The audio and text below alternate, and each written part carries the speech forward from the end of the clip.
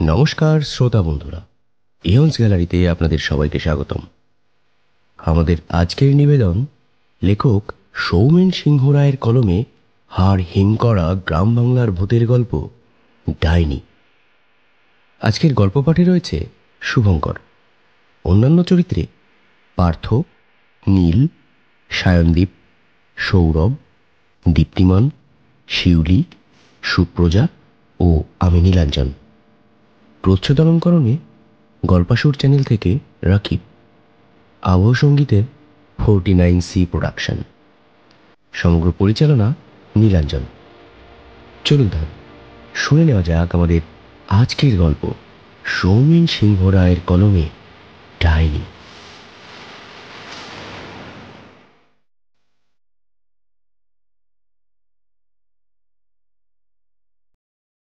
সন্ধ্যাবেলায় পাঁচুদার চায়ের দোকানে বসে গল্প করছে চারজন। ওদের মধ্যে তিনজনের বয়স ওই 22-23 বছর, মানে তিনজন সমবয়সী। আরেকজন 24 বছরের সদ্য বিবাহিত যুবক। সকলেই এই সন্ধ্যাবেলাটায় নিজের একঘেয়েমি কাটাতে চায়ের দোকানে বসে আড্ডা দেয়। আজ ওদের আলোচনার বিষয় ভূত আছে কি নেই সেটা নিয়ে। দোকানদারকে চা দিতে বলে ওই চারজনের মধ্যে থেকে একজন বলে উঠল, আলবাত ভূত আছে, আমি নিজের চোখে দেখেছি। অমনি আরেকজন বলে উঠল, তা ভূতটারে দেখতে কেমন ছিল? সাদা শাড়ি পরা, চুলগুলো বড় বড় বুঝি? তুই পারিসও বটে ভাই। বাপরে, ও নাকি ভূত দেখেছে, যত সব। তখন যাকে নিয়ে হাসাহাসি চলল সে উত্তর দিল, আরে গাধা, তাহলে ওটা ভূত হবে না রে, পেতনি হবে, পেতনি। ওদেরকে থামিয়ে আরেকজন বলে উঠল, তোরা থামবি? আচ্ছা পার্থদা, তুমি বলো তো, ভূত আছে না নেই, বা তোমার সাথে কোনো ভৌতিক ঘটনা ঘটেছে কিনা? বলো না পার্থদা। ভূত আছে কিনা জানি না, তবে ডাইনি আছে সেটা জানি। তুমি কি সেই ডাইনিকে দেখেছো? হ্যাঁ দেখেছি, মানে ভালোভাবেই দেখেছি। পার্থদা, তাহলে গল্পটা বলোই না। গল্প না, ঘটনা আছে একটা, শুনবি নাকি? হ্যাঁ, শুনবো না আবার? এই জন্যই তো এখানে আসি, একটু আড্ডা হবে আর গল্পের জন্য। আচ্ছা দাঁড়া বলছি, তার আগে সিগারেটটা নি। এর মধ্যে অবশ্য চাও চলে এলো, আর সিগারেটটা ধরিয়ে পার্থদা বলতে শুরু করলো, গত বছর আমার এক বন্ধুর মামাবাড়ি ঝাড়গ্রামে বেড়াতে গিয়েছিল। দুজনেরই অফিস ছুটি ছিল, তাই ভাবলাম ওর মামাবাড়ি থেকে একটু ঘুরে আসি। আমার ওই বন্ধুর নাম ছিল সুকুমার। তো সুকুমারের মামাবাড়িটি ছিল ঝাড়গ্রামের নোয়াগা গ্রাম।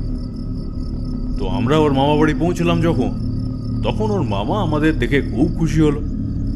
স্বাভাবিকভাবেই আমরা আমাদের আলাপ পর্ব মিটিয়ে রাতে শুয়েছি, কিন্তু হঠাৎ ঘুমটা ভেঙে গেল বাইরের লোকেদের কান্না শুনে। আমি সুকুমারকে ডাকলাম, ওর আবার ভারী ঘুম, সহজে ভাঙে না। এই সুকুমার, এই সুকুমার, সুকুমার! কি হলো রে? বলছি, শুনতে পাচ্ছিস না বাইরে কিরকম একটা জটলা পেয়ে লোকজনের আওয়াজ শোনা যাচ্ছে, আর সাথে কেউ কাঁদছে হয়তো, শোন। হ্যাঁ, তাই তো মনে হচ্ছে, অনেক লোক এক জায়গায় জড়ো হয়েছে। তা কি করবি ভাবছিস? কি করবো? বাইরে গিয়ে দেখবি নাকি যে ব্যাপারটা কি? রাতের বেলা গ্রাম্য এলাকা। আচ্ছা দাঁড়া, মামারে ডাকছি, মামা পাশের ঘরেই আছে। মামা, ও মামা! আরে রে, করছিস কি? মামাকে ডাকার কোনো দরকার নেই, আমরাই যাই, চল দেখেই আসি কি হয়েছে। আচ্ছা চল।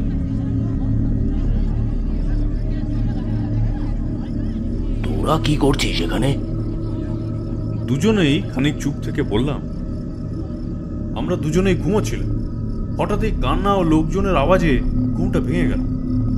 ঠিক আছে, কিছু হয়নি এখানে, যা বাড়িতে গিয়ে ঘুমিয়ে পড়। কিছু বলার আগেই বটতলায় বসে থাকা ওই দম্পতি আবার কান্না জুড়ল আর বলতে লাগলো,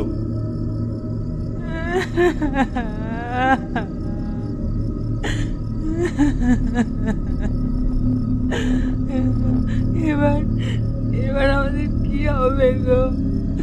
আমাদের একটা মাত্র বাচ্চা ছিল, তাও যদি এইভাবে নিয়ে যায়, কি নিয়ে বাঁচবো?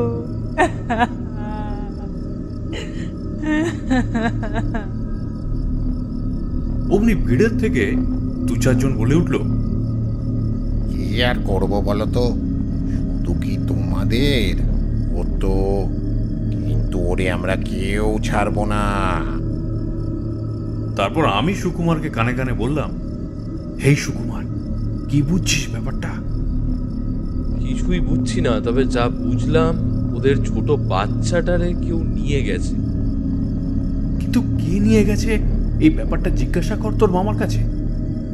সুকুমার ওর মামাকে জিজ্ঞাসা করলো, মামা, ওদের বাচ্চার কি হয়েছে? কে নিয়ে গেছে? আর সবার বাচ্চারা নিয়ে গেছে? সেসব অনেক কথা, বাড়িতে গিয়ে বলছি।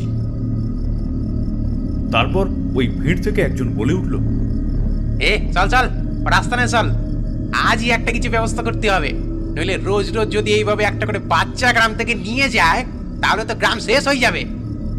এবার ভিড়ের মধ্যে থেকে এক বৃদ্ধ লোক বলে উঠল, না না, এত রাতে ওই জঙ্গলে না যাওয়াই ভালো, সেইখানে ওর রাজত্ব চলবে, তোমরা কিছুই করতে পারবেন না, উল্টো নিজেদের প্রাণটাই হারাবে। তার থেকে ভালো কাল রবিবার সকালে গ্রামের প্রধান মশাইরে ডাকা হোক, আর সকলে মিলে আলোচনা করা হোক যে কি করা ঠিক হবে। এত রাতে তোমরা কেউ যাইও না ওই বনের মধ্যে। তখন সবাই বলল, হ্যাঁ, হোক, তাই হোক, তাই হোক, তাই হোক। তারপর সবাই গিয়ে ওই দম্পতিকে বলল, আরে শোনো, কিছু হবে না তোমার বাচ্চার, কালকে সকালে আমরা সবাই মিলে খুঁজতে যাব। তারপর ওই দম্পতিকে ওরা বাড়ি পৌঁছে দিয়ে যে যার বাড়ি চলে গেল, আর আমরা ও মামা একসাথে বাড়ি ফিরলাম। বাড়ি ফিরে আমরা মামার ঘরে বসলাম, বললাম, মামা, কি হয়েছে গো এখানে? আর ওই ডাইনির ব্যাপারটাই বা কি? ব্যাপারটা শুরু হয় 1 মাস আগে থেকে। হঠাৎ করে এই গ্রামের কিছু কিছু বাড়ি থেকে বাচ্চা উধাও হয়ে যায়, কিন্তু বাচ্চাগুলো যায় কোথায় সেটা বোঝা যায় না। কিন্তু এই ঘটনারও একটা কারণ আছে। আমাদের গ্রামের একটা ছেলে ছিল রাজু, সে সবে নতুন বিয়ে করেছে। বউটার গায়ের রং ছিল একটু চাপা, তবে দেখতে খুব সুন্দরী ছিল। কিন্তু রাজু ছিল মাতাল, আর এই বউয়ের গায়ের রং চাপা থাকার কারণে ওকে পছন্দ করতো না রাজু। বিয়ের পর রাত করে বাড়ি ফিরত, আর বউকে ওর গায়ের রঙের জন্য গালাগালি দিত, সাথে মারধরও করতো শুনেছি। রাজুর শ্বশুর বাড়িতে সেভাবে কেউ ছিল না, শুধু মেয়ের মা ছিল। উনি মাঝে মাঝে আসতেন মেয়েকে দেখতে। মেয়ের অবস্থা দেখে উনি বুঝতে পেরেছিলেন যে ওর মেয়ের সাথে কি হচ্ছে, তাও সেভাবে কিছু বলতেন না। তারপর একদিন ওদের বাচ্চা হলো। বাচ্চাটাও দেখতে হলো একটু কালো। তাই দেখে রাজুর মাথা আরো গরম হয়ে গেল। রাজু এইবার আরো অত্যাচার করতে লাগলো ওর বউয়ের উপর। এখন ওর বউ আর বাচ্চা দুজনের কাউকেই সে পছন্দ করে না। কিভাবে ওদের হেনস্থা করবে তাই ভাবতে থাকে সারাক্ষণ। তাছাড়া রাজু গ্রামের অন্য একটা মেয়ের প্রতি আসক্ত হয়ে পড়েছিল, যদিও সে কথা তখন কেউ জানতো না। তারপর একদিন রাতে রাজু ওর বাচ্চাকে বালিশ চাপা দিয়ে মেরে দেয়, আর পরদিন ওর বউকে সেই অপরাধী করে ডাইনি বলে সারা পাড়ায় রটিয়ে বেড়ায়। গ্রামের লোকগুলো তাদের সায় দেয়। আসলে ও বাচ্চা ছেলেটাকে এমনভাবে মেরে ফেলেছিল, সে নির্ঘাত ডাইনির কাজ ছাড়া অন্য কিছু হতে পারে না। তারপর ওর বউকে গ্রামের সকলের সামনে পিটিয়ে রাজু মেরে ফেলে, আর গ্রামের লোকেরা তাতে বাধা না দিয়ে উল্টে মজা নিতে থাকে। এই ঘটনার পরদিন থেকে রাজুকে আর এই গ্রামে দেখা যায়নি। তারপর থেকে সকলের মুখে মুখে নিজের মেয়ের ওই রকম ডাইনি সন্দেহে মৃত্যুর কথা শুনেই ওই মেয়ের মা কোথা থেকে যেন চলে আসে গ্রামে। তারপর রাজুর বাড়িতে গিয়ে দেখে রাজু নেই বাড়িতে, আর অন্য কেউও নেই বাড়িতে। তখন ওর মা ওখানে বসে বসে কাঁদতে থাকে আর বলতে থাকে, আমার মেয়েটা ডাইনি ছিল না, আমার মেয়েটা ডাইনি ছিল না। ভালো মেয়েটারে মেরে দিল, আমার নাতিটারেও মেরে দিল। এই কথা বলতে বলতে কাঁদতে থাকেন ওই মহিলা। তারপর গ্রামের কিছু মহিলা পুকুরের জল আনতে যাওয়ার সময় ওই মহিলাকে বলতে থাকে, ওই দেখো সবাই, ডাইনির মা, মানে আর এক ডাইনি। এই এই সবাই দূরে থেকো ওর থেকে। ভাবা যায় কখনো কোনো মা তার সন্তানকে নাকি মেরে ফেলে। বাবা, সে ডাইনি ছাড়া আর কি হতে পারে? তখন ওই মহিলা চোখ মুছতে মুছতে বলে, ডাইনি, ডাইনি তাই না? ডাইনি তাই না? ডাইনি তুই কি দেখেছিস? হ্যাঁ, ডাইনির আর কি দেখেছিস? ডাইনি কি, ডাইনি কি তাই এবার দেখবি, দেখবি ডাইনি কি এবার। সব মরবি তোরা, তোরা সব মরবি। তারপর রাগে গজগজ করতে করতে সেই মহিলা চলে গেল সেখান থেকে। তারপর একদিন গ্রামের থেকে দুটো বাচ্চা জঙ্গলে খেলতে গিয়েছিল। এর মাঝে সুকুমার জিজ্ঞাসা করলো, কোন জঙ্গল মামা? মন্দিরের পেছন দিকে যেটা, ওটা? হ্যাঁ, আগে শেষ করতে দে, তারপর সব জানতে পারবি। মামা তুমি ওর কথা বাদ দাও তো, যেটা বলছিলে বলো তো। তো যে বাচ্চা দুটো জঙ্গলে গিয়েছিল খেলতে, তারা আর ফিরে আসেনি। এদিকে সন্ধ্যা হয়ে গেছে দেখে ওদের বাড়ির লোক চিন্তা করতে থাকে। এরপর গ্রামের কিছু লোকজন হারিকেন আর লাঠি নিয়ে জঙ্গলে গেল বাচ্চা দুটোকে খুঁজতে, কিন্তু বাচ্চাদের তো পেলই না। উল্টে তারা যখন খালি হাতে ফিরে আসলো তখন তাদের অবস্থা দেখার মতো ছিল না। তাদের সারা শরীরে ক্ষতচিহ্ন, হাতে লাঠি লণ্ঠন কোনোটাই নেই। তাদেরকে বটতলায় এনে বসিয়ে জল খেতে দেওয়া হলো, আর তারপর তাদের সাথে কি হয়েছে তাই জিজ্ঞেস করা হলো। উত্তরে তারা যা বলল তা খানিকটা এরকম। তারা সন্ধ্যার অন্ধকারে হারিকেন হাতে জঙ্গলে যাচ্ছিল। প্রথমে সেভাবে কিছু না হলেও জঙ্গলের আরো খানিকটা গভীরে যাওয়ার পর মনে হলো কে যেন তাদের পিছনে পিছনে আসছে। নিঝুম নিস্তব্ধতা ভেদ করে পেছনে কার যেন পায়ের আওয়াজের শব্দ শোনা যাচ্ছে, কিন্তু পেছন ঘুরে তারা কাউকেই দেখতে পেল না। আরো খানিকটা যাবার পর ওরা শুনতে পেল দূরে কোথাও শেয়াল ডাকছে। কিছুক্ষণের মধ্যেই ওরা দেখল ওদের সামনে পথ আটকে দুটো শেয়াল দাঁড়িয়ে আছে। ওদের দিকেই জল জলে দৃষ্টিতে তাকিয়ে আছে, যেন এই জঙ্গলে আসাটা ওরা পছন্দ করেনি। এর মধ্যে কোথা থেকে একটা কাক ওদের মাথার উপর দিয়ে ডাকতে ডাকতে উড়ে চলে গেল। ওদের এবার ভয় করতে শুরু করেছে। হঠাৎ একটা দমকা হাওয়া ওদের হাতের হারিকেনের কাজ ভেঙে হারিকেনের আগুন নিভিয়ে দিল। এখন ওদের সামনে নিকষ কালো অন্ধকার, আর তার মধ্যেই জল জল করা দুটো চোখ। ভয়ঙ্কর সে চোখ। এবার কোনো কিছু বুঝে ওঠার আগেই শিয়াল দুটো ওদের উপর হামলা করল, গায়ে পায়ে আছড়ে দিল। সেই অবস্থায় ওরা যে যার মতো পালাতে শুরু করল, আর ওদের পেছনে শিয়ালও ছুটতে লাগলো। তারপর কোনো উপায় না পেয়ে ওরা সবাই গাছে চড়ে উঠল। অমনি কোনো হাওয়া ছাড়া এই গাছগুলো অত্যাধিক মাত্রায় দুলতে লাগলো, যেন কোনো এক বিশাল শক্তির বশে গাছগুলো ভেঙে পড়তে চাইছে। গাছ থেকে ডালপালা ভেঙে নিচে পড়তে লাগলো। তারপর কোনো কিছুই বুঝে ওঠার আগে কে যেন ওদের ধাক্কা দিল। ওরা গাছ থেকে সোজা নিচে গিয়ে পড়ল। কোনো রকমের সামনে যে যার মতো দৌড়াতে লাগলো। খানিকটা দৌড়ানোর পরে দূরে একটা মাটির বাড়ি দেখা যাচ্ছিল। ওরা সেদিকেই দৌড়াচ্ছিল। খানিকটা যাওয়ার পর ওরা হঠাৎ থেমে গেল। এখন ওদের সামনে দাঁড়িয়ে আছে এক ভয়ঙ্কর মহিলা। না, একে মহিলা বললে ঠিক বলা হবে না। এই যে সাক্ষাৎ ডাইনি, সাদা শাড়ি পরা, সারা মাথায় সাদা সাদা চুল, পা পর্যন্ত এড়িয়ে রয়েছে, কপালে গোল করে পড়া বড় কালো একটা টিপ, আর মুখে এক নারকীয় হাসি, যা দেখে ওরা এতটাই ভয় পেয়ে গেল যে ওদের আর দাঁড়ানোর শক্তি রইল না। আবার পালাবে যে তারও উপায় নেই, পা যেন মাটির সাথে আটকে গেছে। তবু কোনো রকমে মনে একরকম সাহস এনে পেছন দিকে দৌড়ানো শুরু করলো।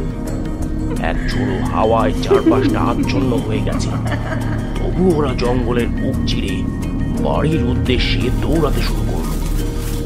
কোনো দিক তাকালো না, বুঝলো জঙ্গল তার নিজের বশে নেই। পেছন থেকে শোনা গেল এক ভয়ঙ্কর অট্ট হাসি।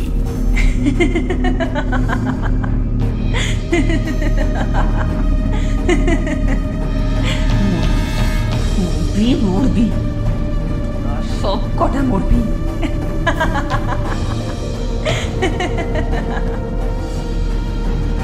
আর হিম করা সেই হাসির শব্দকে পেছনে ফেলে কোনো রকমে তারা গ্রামে ফিরেছে। কিন্তু এখানেই শেষ হলো না। এরপর থেকে শুরু হলো গ্রামে ডাইনির উপদ্রব। আর তারপর থেকে প্রায় প্রতিদিনই গ্রামের কোনো না কোনো বাচ্চা উধাও হয়ে যাচ্ছে।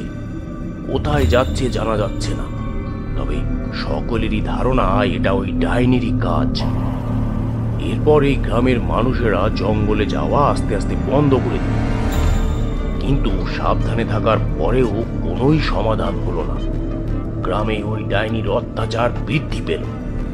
তারপর একদিন এক গ্রামবাসী বটতলায় এসে জানালো, সকালে সে যখন ঘুম থেকে উঠেছে তার বাড়ির সামনে পড়ে রয়েছে এক গোছা ঘন সাদা চুল। কিন্তু এই সকালে এই চুল তার বাড়ির সামনে কি করছে?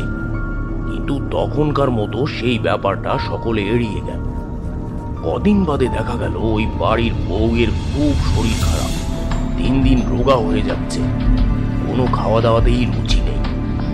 তারপর গ্রামের আরো কিছু বাড়িতে ক্রমে এই একই অবস্থা। তাদের সকলের বাড়ির বউগুলো যেন শুকিয়ে যেতে লাগলো। তারপর একদিন আলোচনা সভা বসল। সেখানে সকলেই সম্মত হলো যে সেই ডাইনির কাজ, আর এই চুলও সেই ডাইনিরই হবে। গ্রামের সকলেই বিশ্বাস করে যে এই গ্রামে ডাইনির নজর পড়েছে। আর শেষ কিছুদিন আগে 8টি বাচ্চা আর আজকে নিয়ে 9টি বাচ্চা গ্রাম থেকে উধাও হয়ে গেছে। সবাই ভেবে উঠতে পারছে না এর কি সমাধান, কিন্তু এর একটা ব্যবস্থা সত্যি করা দরকার। না হলে এভাবে চলতে থাকলে গ্রামটাকে আর বাঁচানো যাবে না। আচ্ছা, তোরা এবার শুয়ে ঘুমিয়ে পড়, বাকি কথা কাল সকালে হবে। সকালের ঘুমটা ভাঙলেও মুখের উপর সূর্যের আলো এসে পড়াতো। উঠে দেখি জানলাটা খোলা, সকাল হয়ে গেছে, পাখিরা বাইরে ডাকছে। তারপর আমরা উঠে ব্রাশ করে একটু বাইরে বেরোলাম। দিনটা ছিল রবিবার, তাই সবার মতো সুকুমারের মামারও ছুটি ছিল। বিয়ের বয়স হয়েছে মামার ঠিকই, কিন্তু মামা তখনও বিয়ে করেননি। তারপর ওর মামা একটু বাড়ির কাজ করছিল, আমরা বেরোলাম। আজ বাড়িটার পিছন দিকে গেলাম। সেদিকটায় শুধু ফাঁকা মাঠ আর চাষের জমি, দেখেও ভালো লাগছে।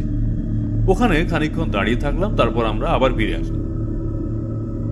বাড়ি ফিরে জলখাবার খেয়ে আবার বেরিয়ে পড়লাম বটতলায় যাওয়ার জন্য।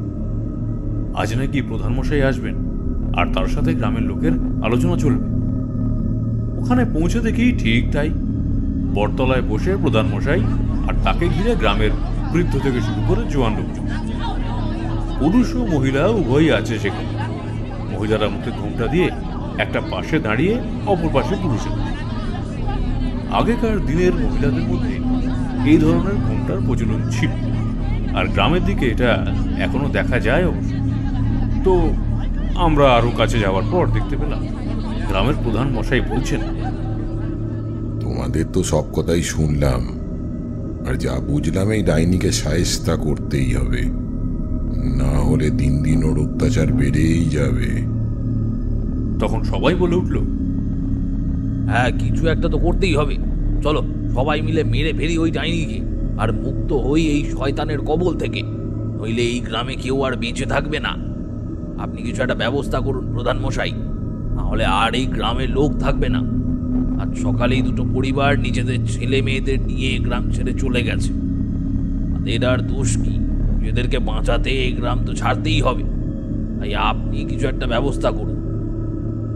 কিন্তু এর জন্য কি আর করা যাবে? আমরা তো সাধারণ মানুষ, ওই ডাইনির সাথে আমরা পেরে উঠব না।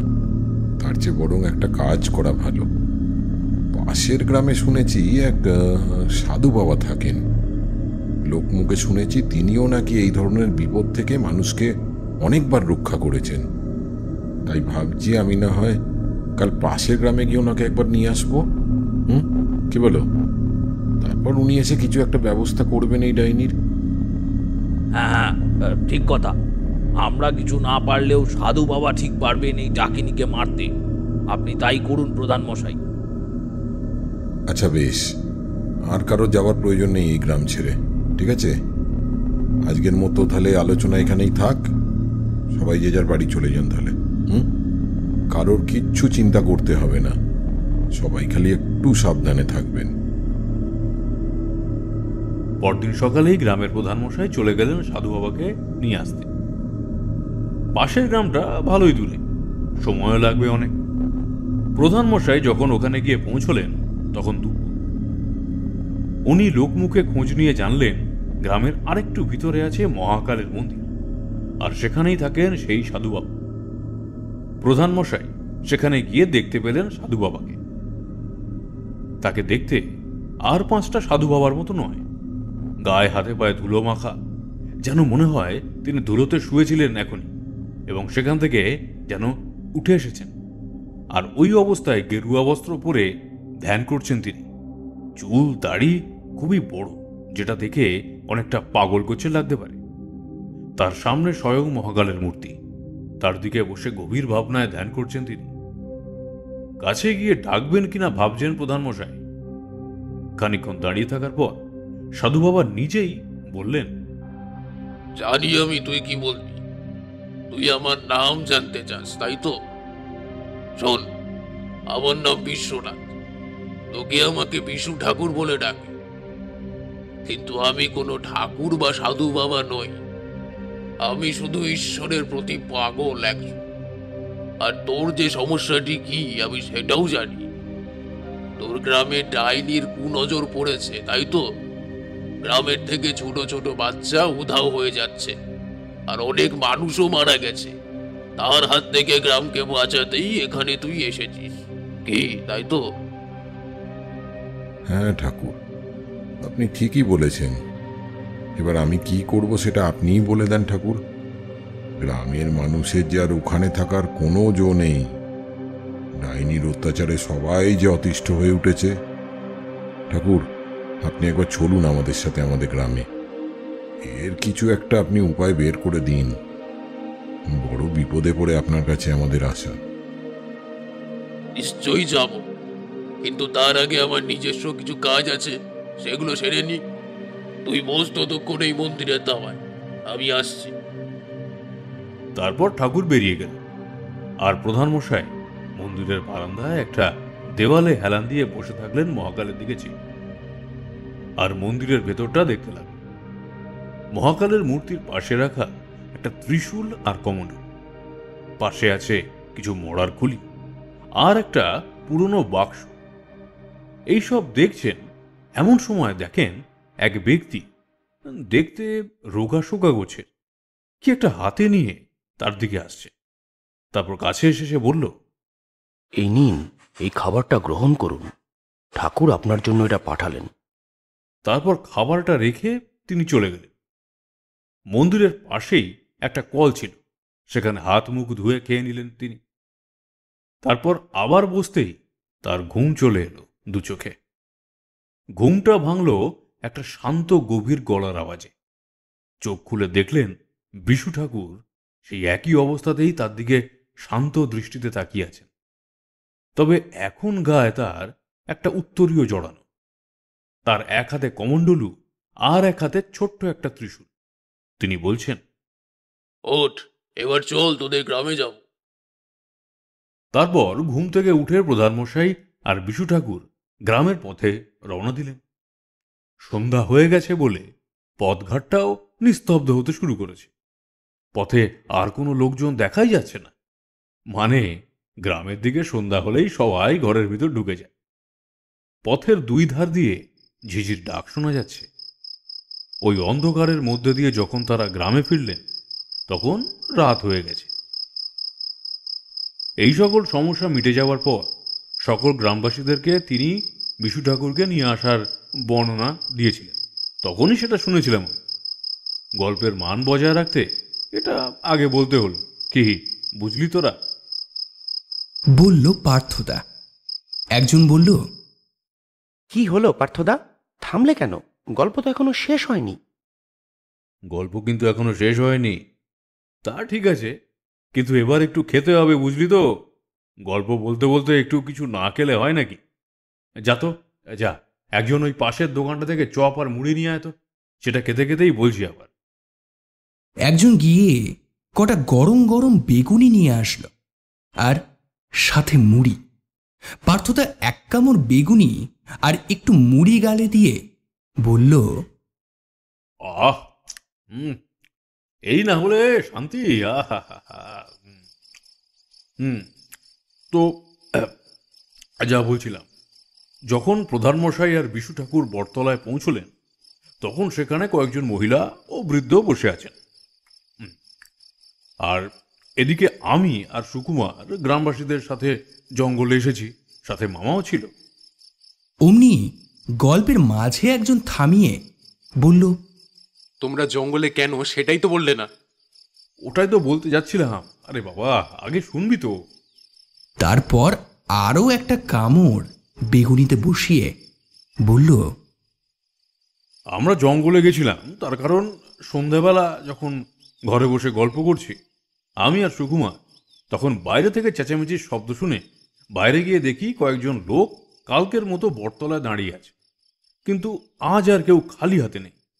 ওদের মধ্যে পুরুষদের হাতে রয়েছে জ্বলন্ত মশাল, আর ওই ভিড়ের সব মহিলারা মিলে একটা মহিলাকে সামাল দিচ্ছে। বুঝলাম আজও ওদের কোনো বাচ্চাকে নিয়ে গেছে ডাইনিতে, আর যে মহিলাকে সামলানো হচ্ছে তারই বাচ্চা নিয়ে গেছে পরে শুনলাম। ভিড়ের সকলেই বলা বলি করছে, আজ আর কোনো অপেক্ষা নয়, চলো সবাই, ওই জঙ্গলেই ডাইনি থাকে তো, ওই জঙ্গলেই চলো। ওদের মধ্যে সুকুমারের মামাও ছিল, এতক্ষণ চোখে পড়েনি। তারপর চোখাচোখি হতে তিনি বললেন, তোরা বাড়িতে যা, আমি আসছি। কিন্তু আমরাও নাছোড়বান্দা জেদ ধরলাম, ওদের সাথে জঙ্গলে যাবই। তখন যে মহিলাকে সবাই সামাল দিচ্ছিল তিনি কাঁদতে কাঁদতে বলে উঠলেন, তোমরা এত রাতে কোথায় যাবে? আর একটু অপেক্ষা করে যা। প্রধান মশাই তো পাশের গ্রামে কোনো এক সাধু বাবাকে আনতে গেছে, তিনি আসলে তারপর না হয় যেও তোমরা। আর তাছাড়া রাত বিরেতের ব্যাপার। কিন্তু কে শোনে কার কথা? সেই ভিড়ের থেকে সকলে চেঁচিয়ে বলে উঠল, এই না না, আমরা এক্ষুনি যাব।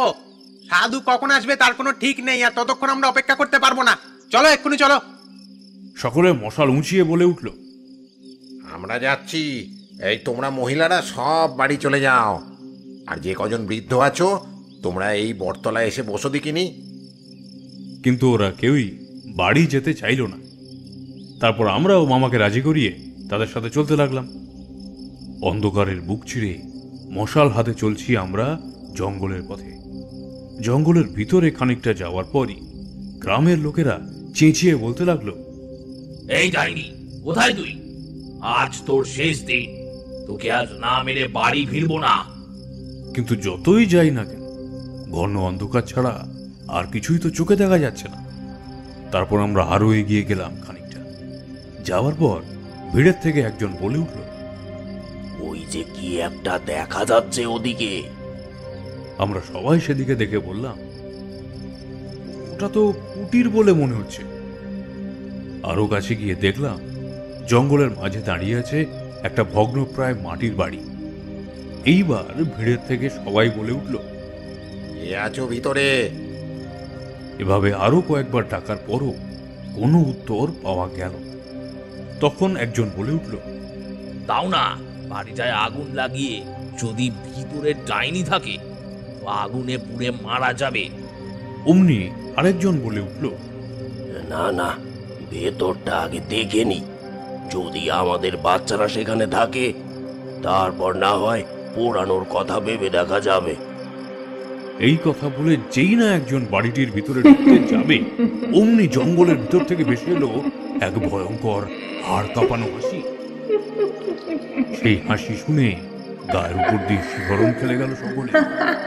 তারপর হাসি কোন দিক থেকে আসছে না বুঝে আমরা বাড়ি থেকে ছুটলাম। তখন দেখি সেই হাসির শব্দ এবার আমাদের চারিদিক থেকে ভেসে আসছে, যেন সেই ভয়ঙ্কর হাসির মাঝে আমরা ফেসে গেছি। আর তার সাথে সাথেই এক ঝোড়ো হাওয়াতে জ্বলন্ত মশালের আলোগুলো নিমিষের মধ্যে নিভে গেল। সেই হাওয়ার দাপট এতটাই যে জঙ্গলের সব গাছপালা ভেঙে চুরে আমাদের বিরুদ্ধে বিরোধিতা শুরু করেছে। সেই হাওয়ার দাপটে আমাদের হাতের মশালগুলো হাত থেকে ছিটকে গিয়ে পড়ল।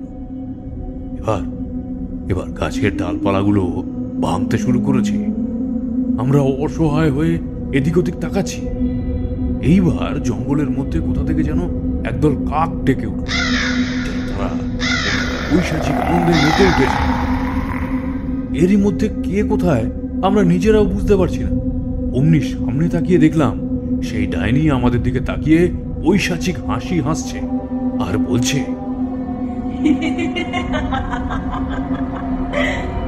একটাকেও ছাড়বো না।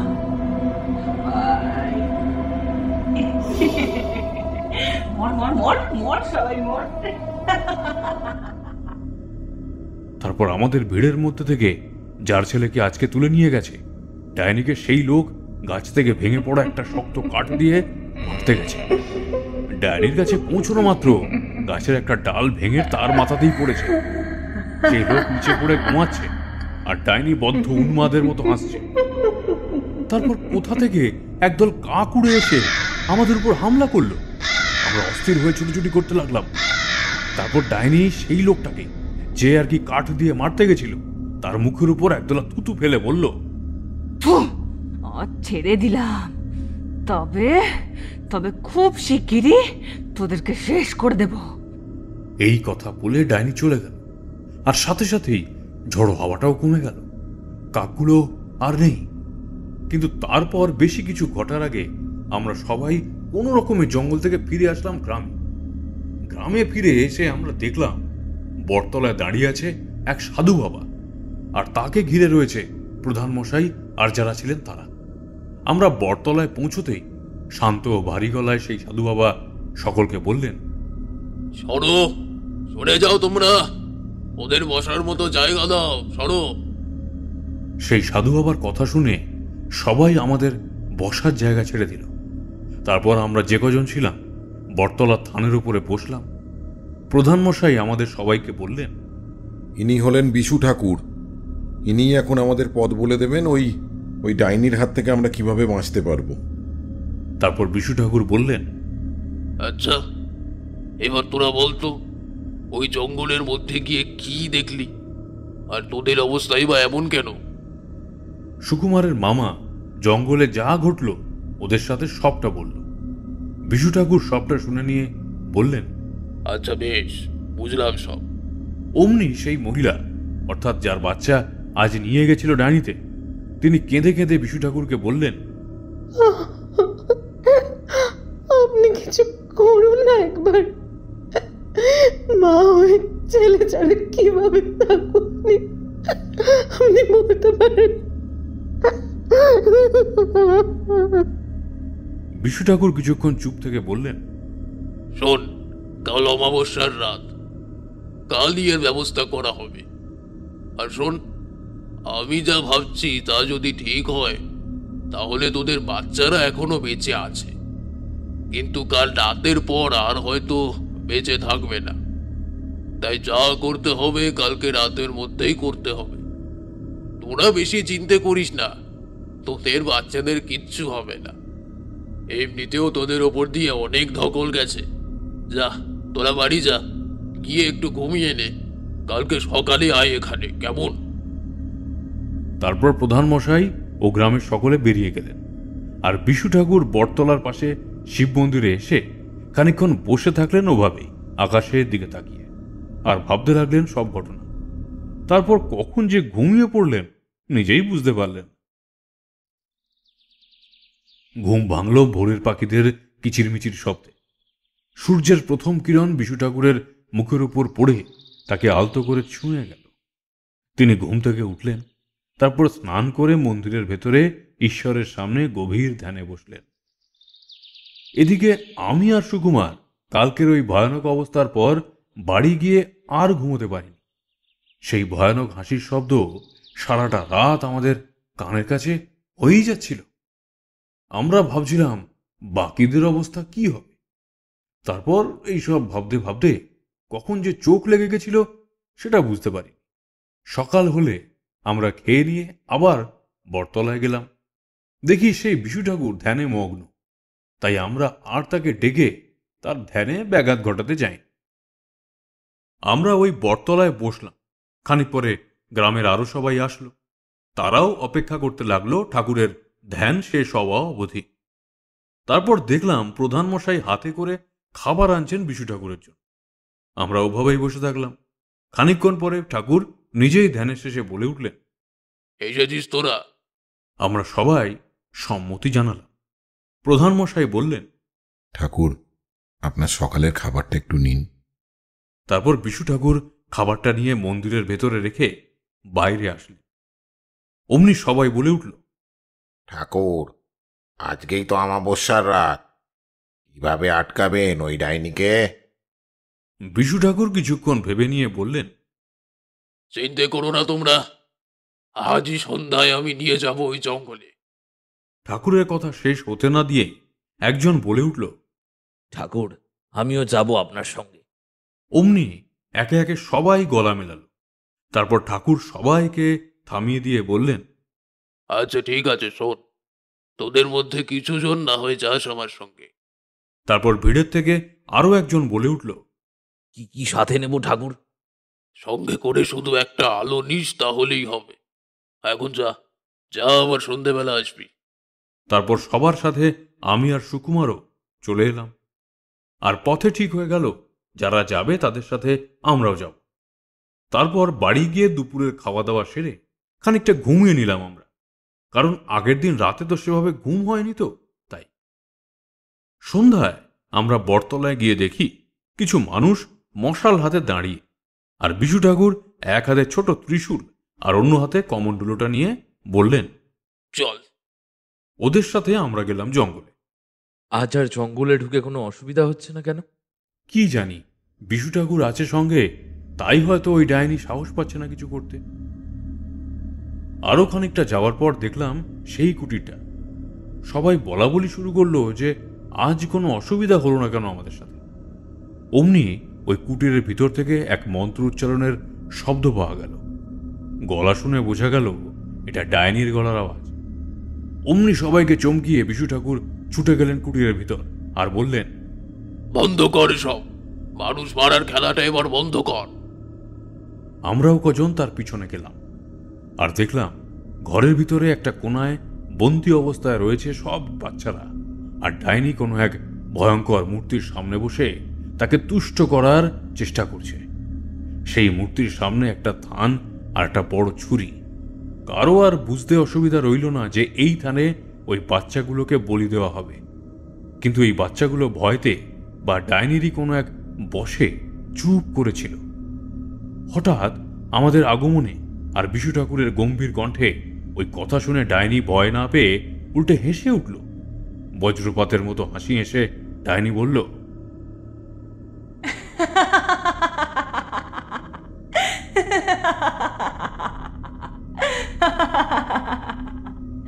কি ভেবেছিলিস তোরা? এই সাধুকে সঙ্গে করে এনে তোদের বাচ্চাগুলোকে বাঁচাবি? পারবি না, ওরা আজই মরবে। আমার মেয়েটাকে তোরা মেরেছিলিস না, এবার তোদের বাচ্চা শুধু তোদের গ্রামকে ধ্বংস করে দেব। তোরা কেউ বাঁচবি না, সবাই মরবি, সবাই মরবি, তোরা সবাই মরবি।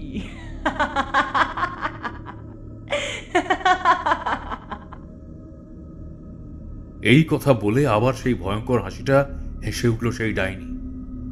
এতক্ষণ বিশু ঠাকুর চুপ ছিল, এবার গম্ভীর কণ্ঠে বলে উঠলেন তিনি, থাম, তুই অনেক কথা বলেছিস, থাম এবার। কিন্তু তাতে ডাইনির প্রকোপ কমল না। বাইরে সেই দমকা হওয়াটা আমাদের আগুনগুলো নিভিয়ে দিয়ে গেল। কোথা থেকে সেই শেয়াল দুটো ছুটে আসলো আমাদের দিকে, কিন্তু আমরাও আজ আর ভয় পাইনি। ঠাকুর আছে আমাদের সাথে। গ্রামের লোকগুলো নিচ থেকে ভাঙা কটা ডাল তুলে নিল শিয়াল দুটোকে মারার জন্য। এদিকে আমি সুকুমারের হাত টেনে কুটিরের ভিতরে দেখতে লাগলাম। দেখলাম ওই ডাইনি নিচ থেকে সেই ছুরিটা নিয়ে বিশু ঠাকুরের উপর আক্রমণ করছে। অমনি ঠাকুর কি একটা গোল দেখতে, মানে খানিকটা পয়সার মতো, ওই ডাইনির কপালে দিয়ে ধরে রাখলো খানিক। আর অমনি ডাইনি ছটফট করতে লাগলো আর বলতে লাগলো, ছাড় ছাড় ছাড়, আমাকে জ্বলে যাচ্ছে, জ্বলে যাচ্ছে, আমার আমার সারা শরীর জ্বলে যাচ্ছে, ছাড় ছাড় আমাকে। তারপর খানিকক্ষণ ওভাবে রাখার পর ঠাকুর ছেড়ে দিল ওদের। বিশু ঠাকুরের চোখের কোণে জল। ডাইনির মেয়ের সাথে হওয়া সব ঘটনা চোখের সামনে দেখতে পেলেন তিনি। সত্যি তো, একজন মায়ের মেয়ে হারানোর যা কষ্ট, তাও এভাবে খারাপ তো লাগবেই। আর তারই বদলা স্বরূপ এই ঘটনাগুলো ঘটছে গ্রামে। তারপর বিশু ঠাকুর বললেন, গ্রামের লোকেরা তোর মেয়ের আর তোর নাতনির কি অবস্থা করেছে তা আমি জানি, কিন্তু তাই বলে পুরো গ্রামকে শাস্তি দেওয়া, এইটা কিন্তু অপরাধ। ডাইনি এবার রাগে গজগজ করতে করতে বলতে লাগলো, সবাইকে মারবো আমি। তারপর সে বাচ্চাদের দিকে ছুটে গেল, কিন্তু ওদের কাছে পৌঁছানোর আগেই বিশু ঠাকুর বললেন, এই থাম, থাম বলছি, তোরে প্রাণে মারতে চাইছি না আমি, থাম। কিন্তু কে শোনে কার কথা? ডাইনি তখন ওই বাচ্চাদের কাছে যাচ্ছে আর নারকীয় ভঙ্গিতে বলতে লাগছে, সবাইকে মারবো, সবাইকে মারবো। তখন বিশু ঠাকুর তার কমণ্ডলু থেকে হাতের মধ্যে খানিকটা জল নিয়ে মনে মনে একটা মন্ত্র করে কিছু ছুঁড়ে দিল ডাইনির গায়ে। আর অমনি তার গায়ে আগুন জ্বলে উঠল। সাথে সাথেই বাইরে অতিষ্ঠ করা শিয়ালগুলো ছুটে পালাল। আর তারপর সবাই দেখি এসে দাঁড়িয়েছে কুটিরের দরজা, আর দরজা থেকে ভিতরে গিয়ে বাচ্চাগুলোকে বাইরে বার করে আনল। আর ডাইনি আগুনে জ্বলতে জ্বলতে বলতে লাগলো, আমার মেয়েটাকে মেরেছিলিস তোরা, আমার মেয়েটাকে মেরেছিলিস, যাচ্ছে, সব চলে যাচ্ছে। বিশু ঠাকুর আর আমরা কুটির ছেড়ে বাইরে আসলাম, আর কুটিরটাও এবার জ্বলতে লাগলো দাউ দাউ করে। তারপর বাচ্চাগুলোকে নিয়ে আমরা সবাই ফিরে আসলাম বটতলায়। বিশু ঠাকুর বললেন, সবাই নিজের বাড়ি ফিরে যা। যাচ্ছি ঠাকুর, কিন্তু একটাই প্রশ্ন ছিল, ওই ডাইনি এতদিন ধরে বাচ্চাগুলোকে ধরছে কিন্তু মারল না কেন? তার কারণ আজ অমাবস্যার রাত। এই রাতে বাচ্চাগুলোকে বলি দিয়ে কোনো এক অপশক্তিকে জাগ্রত করে গ্রামের সকল মানুষকে শেষ করতে চেয়েছিল, কিন্তু তার সেই ইচ্ছে পূরণ হওয়ার আগেই আমরা তাকে হত্যা করলাম। চিন্তা নেই, আর কিছু হবে না তোদের। আমার কাজ এখানেই শেষ। তবে তোরা এই ডাইনির মেয়ের সাথে খুবই অন্যায় করেছিস, এইটা তোরা মোটেই ঠিক করিসনি। এরকম ভুল যেন আর করিস নে। পরের দিন সকালবেলা মামার মুখে শুনেই বিশু ঠাকুর এখানে আর নেই। উনি ভোরবেলায় চলে গেছেন। তারপর আমরাও ওই দিনটা থেকে পরের দিন ফিরে আসি। নে, এই ছিল ভয়ঙ্কর ঘটনা। যা, এবার তোরা বাড়ি যা, অনেক রাত হলো তো। আর আমিও এবার বাড়ি যাই। কেমন লাগলো আমাদের আজকের নিবেদন অবশ্যই কমেন্ট করে জানাতে ভুলবেন না। আর যদি ভালো লেগে থাকে তাহলে লাইক এবং শেয়ার করে দিন। খুব শীঘ্রই আমরা ফিরে আসব নতুন গল্প নিয়ে। সবাই সুস্থ থাকুন, আনন্দে থাকুন। ধন্যবাদ।